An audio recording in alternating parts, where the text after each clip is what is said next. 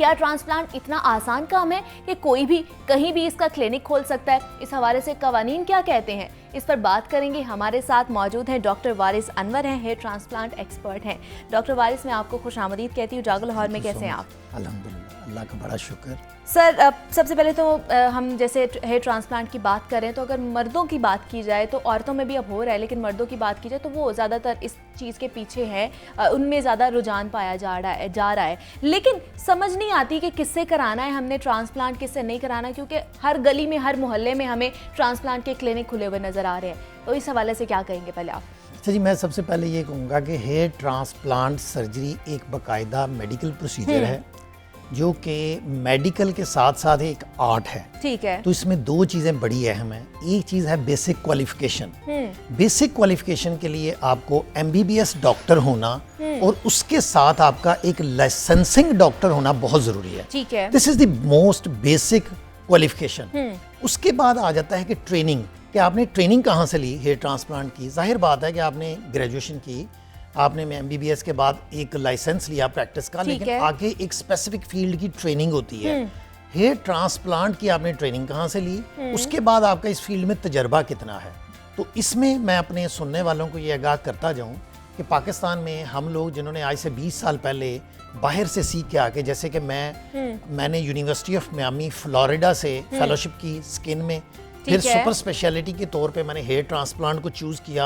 वहाँ पे थे डॉक्टर बर्नार्ड कोहन, उनके साथ मैंने अटैचमेंट में ये हेयर ट्रांसप्लांट सीखा। फिर मैं पाकिस्तान वापस आया, वापस आके मैंने यहाँ पे प्रैक्टिस की और 2015 में जितने हम सीनियर लोग थे, हम लोगों ने मिलकर एक सोसाइटी बनाई जिसका नाम है hair restoration society of Pakistan. Okay. उस सोसाइटी का मकसद ये था कि क्योंकि पाकिस्तान में अभी तक कोई ऐसा इदारा वजूद में नहीं आया जो कि लोगों को हेयर ट्रांसप्लांट सिखा सके, तो हमने उसकी बुनियाद पर लोगों को सिखाना शुरू किया। अच्छा, आप सिखा भी रहे हैं? यस, हम जो सीनियर लोग हैं, हमने hair restoration society of Pakistan के नाम से एक सोसाइटी बनाई है। ठीक है। कोई भी बंदा जो कि बुनियादी तौर पे MBBS डॉक्टर है और उसके पास पाकिस्तान में प्रैक्टिस का लाइसेंस है, वो हमारे पास आ सकता है, हम उसको हेयर ट्रांसप्लांट सिखाते हैं। ये वो दो बुनियादी क्वालिफिकेशंस हैं। एक तो बंदा डॉक्टर हो, उसके बाद वो किसी से ट्रेनिंग ले, उसके बाद प्रैक्टिस करें। तो फिर आप लोग बकायदा उन्हें सर्टिफिकेट देते हैं? यस, हमारे यहाँ उसके बाद एक सिस्टम है कि हम उनको सर्टिफिकेट देते हैं, उनको अपने पास रजिस्टर्ड करते हैं। उसके बाद अगला मरहला है, वो है international society of hair restoration surgery,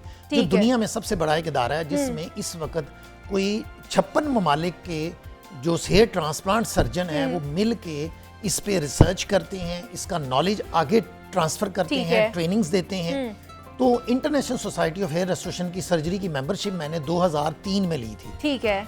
अब 18 साल हो गए मैं उसका मेंबर हूँ। उसके बाद अगला मरहला आता है, कोई बंदा सीनियरिटी में कम से कम 5 से 10 साल उसे गुजर गए, उसने कम से कम कोई 100 से ज्यादा हेयर ट्रांसप्लांट सर्जरीज कर ली, तो फिर वो इस बात का अहल हो जाता है कि वो American board of hair transplant hair restoration surgery का एग्जाम दे। ठीक है। अच्छा, उसमें मैंने 2019 में मैंने अमेरिकन बोर्ड और आपने 100 सर्जरीज कर ली हैं? मैंने इस वक्त कम से कम कोई 4000 सर्जरीज मैं कर चुका हूँ।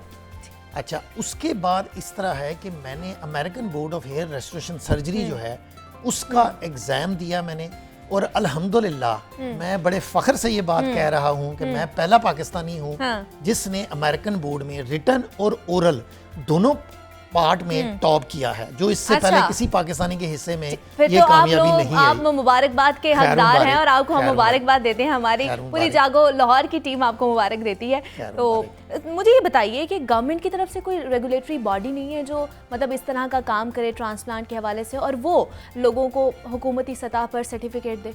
हाँ जी, क्योंकि आप लोग तो प्राइवेट अपने हिसाब से कर रहे हैं ना? जी बिल्कुल, मैं ये समझता हूँ कि ये परफेक्ट टाइम है कि जो पाकिस्तान के जो लाइसेंसिंग अथॉरिटी है, पाकिस्तान मेडिकल कमीशन, जो कि पहले PMDC था, पाकिस्तान मेडिकल कमीशन में कन्वर्ट हो चुका है, और उसके बाद पंजाब हेल्थ केयर कमीशन, उसको चाहिए कि उन लोगों पर ये खास नज़र रखे कि जो डॉक्टर नहीं हैं।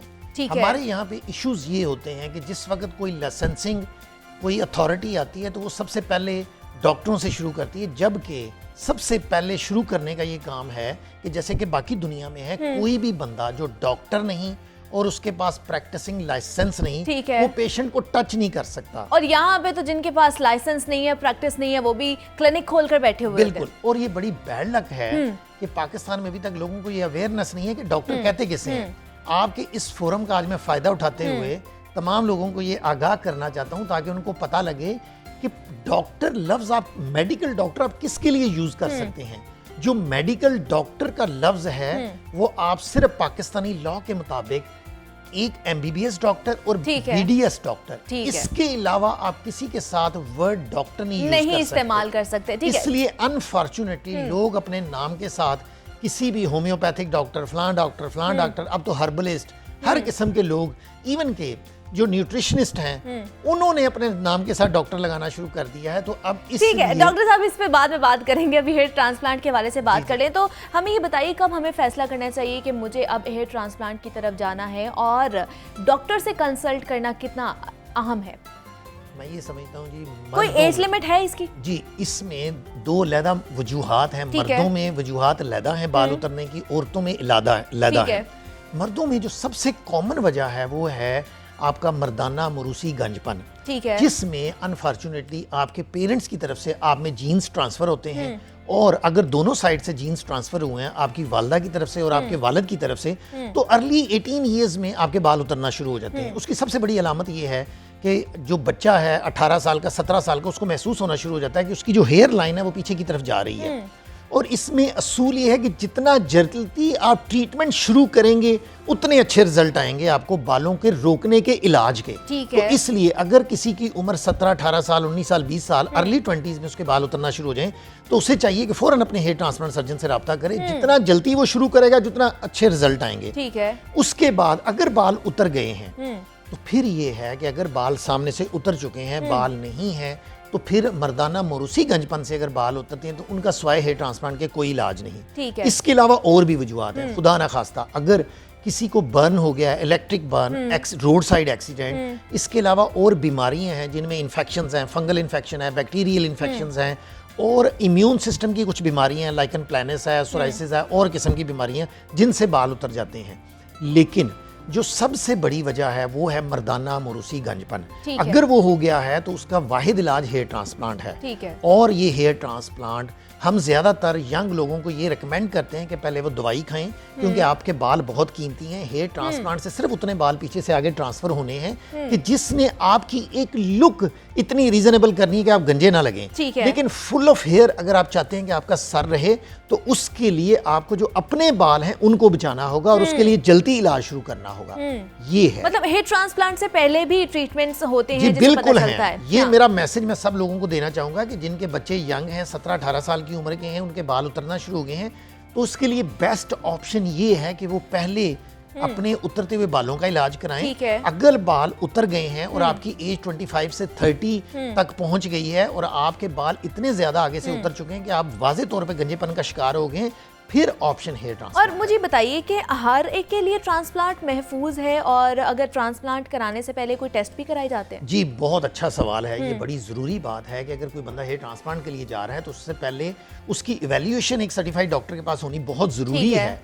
वो इवैल्यूएशन क्या है कि उससे पूछा जाता है कि आपको कोई बीमारी तो नहीं, को एग्जिस्टिंग डिजीज जैसे शुगर है, ब्लड प्रेशर है, और बीमारियां हैं। इसके अलावा अगर कोई बंदा स्मोकिंग कर रहा है या अल्कोहल इनटेक है, तो इन सारी चीज़ों पे नज़र रखते हुए आपने उसके टेस्ट कराने होते हैं। जो बेसिक टेस्ट हैं वो हम ब्लड का टेस्ट करवाते हैं, और हेपेटाइटिस बी, सी, HIV, ये बेसिक टेस्ट हैं, ताकि खुदा ना खास्ता अगर किसी पेशेंट को हेपेटाइटिस बी, सी और HIV है तो वो उस पेशेंट से डॉक्टर को या उसके स्टाफ को ना ट्रांसफर हो थ्रू इंस्ट्रूमेंट्स। तो इसलिए ये बहुत ज़रूरी है कि प्री ऑप इवैल्यूएशन पेशेंट की ठीक तरीके से हो। अगर उसको कोई बीमारी है तो उसके डायग्नोसिस किए जाए और उसके अकॉर्डिंगली उसकी सर्जरी प्लान की जाए। और यहाँ पर देखा जाता है डॉक्टर साहब के ट्रांसप्लांट अगर कराना है तो सबसे ज़्यादा सस्ते से सस्ता होना चाहिए या सब महंगे से महंगा होना चाहिए, तो क्या हम इस तरह किसी डॉक्टर की काबिलियत परख सकते हैं? नहीं जी, मेरा ये ख्याल है कि काबिलियत परखने का सबसे बड़ा तरीका मैंने पहले बता दिया, उस डॉक्टर की क्वालिफिकेशन। फिर क्या क्राइटेरिया क्या होना चाहिए? जी मैं क्राइटेरिया बताने लगा हूँ। उसका सबसे पहला क्राइटेरिया है उसकी क्वालिफिकेशन, उसके बाद उसकी ट्रेनिंग एंड एक्सपीरियंस, और तीसरा क्राइटेरिया फिर आ जाता है कोई उसकी इंटरनेशनल सर्टिफिकेशन या इंटरनेशनल स्टैंडिंग। जो मिनिमम क्राइटेरिया है वो है MBBS plus Pakistan medical commission की लाइसेंसिंग, ये मिनिमम क्राइटेरिया है। उसके बाद अगला क्राइटेरिया आ गया कि उसका एक्सपीरियंस कितना है इस फील्ड में। अगर डॉक्टर साहब का 5, 10, 15 साल का एक्सपीरियंस है तो उसने इतने डॉक्टर साहब ने सर्जरी कर चुके हैं कि वो आपके लिए सेफ हैं।